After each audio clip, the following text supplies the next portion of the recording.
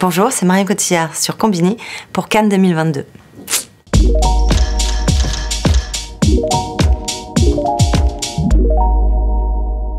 Ah bah, les petits mouchoirs, c'était même trop. On n'était pas très disciplinés. Déjà, quand tu tournes avec Gilles Lellouche, généralement tu te marres. Il est très drôle.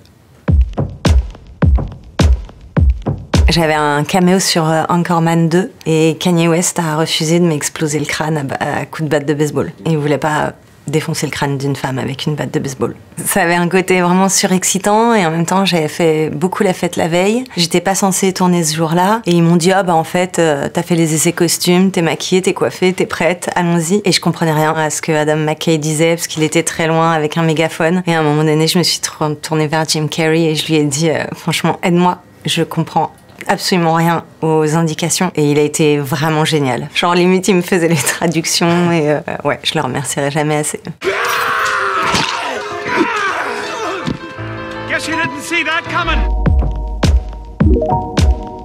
C'était sur le film des Frères Dardenne. Après, il y avait un contexte, on tournait en plan séquence. Et je suis montée jusqu'à une centaine de prises. Ouais. Le truc, c'est que plus il y a de prises, plus je suis contente, moi. Donc ça me posait pas de problème. Ça posait plus de problèmes à d'autres acteurs, mais tant qu'on m'en demande, j'en fais. Comment est-ce que je vais faire avec eux toute la journée? Comment je vais faire dans le même atelier, à la même machine au réfectoire? Ouais, sur Macbeth. Parce que déjà, j'avais l'impression de voler le rôle d'une Anglaise, donc j'avais vraiment la pression. En plus, Shakespeare, tous les soirs, je rentrais chez moi et je me disais oh, ça va être la honte de ta vie. Tu fais tellement de la merde que ce sera peut-être ton dernier film. Pourtant, j'avais bossé, hein, mais on avait du mal à tenir debout. Parfois, il y avait 4 personnes qui venaient nous relever et pour essayer de rester en place, on s'est pris la grêle, on s'est pris le vent, le pluie glaciale, tout, ouais. Physiquement, c'était balèze. Franchement, c'était le plus dur à tout niveau. J'ai pas tourné pendant un petit temps derrière. Bah oui, le film de Jacques Audiard, parce qu'elle est censée être très sportive, et puis en plus, à un moment donné, elle a plus de jambes, donc... Déjà, j'étais pas très bonne nageuse, et j'avais une scène où je devais nager le crawl sans jambes. Donc j'avais fait une prépa physique particulière pour ce film. On m'attachait pas les jambes, mais j'avais une préparation physique justement pour apprendre à nager sans faire les battements de jambes. Attends, tu m'étrangles là, tu m'étrangles.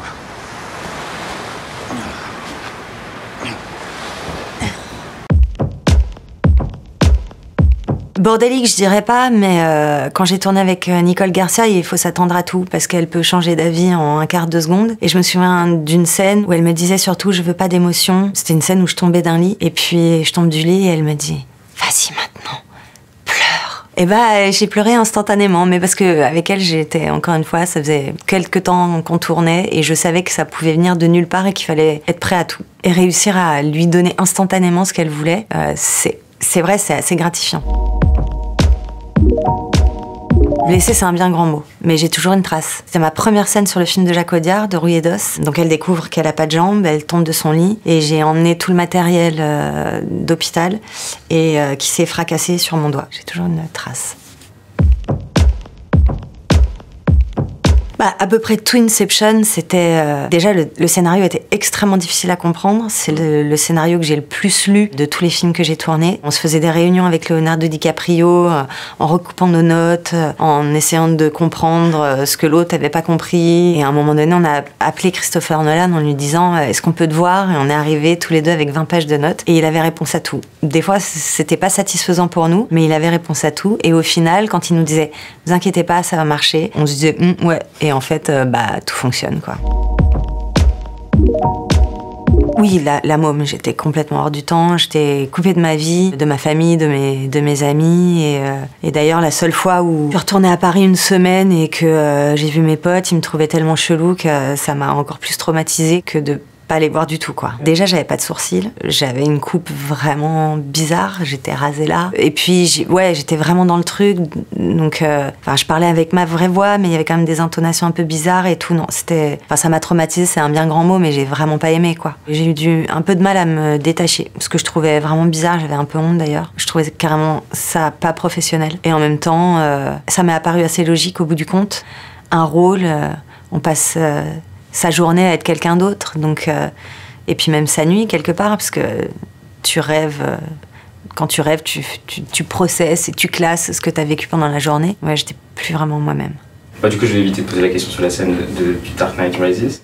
Oh, mais pourquoi pas? Non, je déconne. Bah, ne la pose pas. C'était quoi? La curiosité. La question, c'est pour moi, en fait, on fait toujours une critique de toi, alors qu'on pourrait très bien aussi critiquer Christopher Nolan sur le choix de la scène, le fait qu'il aurait peut-être dû la re-shooter, je sais pas. Bah, oui, et en même temps, je sais pas s'il y avait mieux. Donc, j'ai rien à dire vraiment là-dessus. Ok. Mais. Je l'aurais posé. Je t'aurais forcé. Colmini!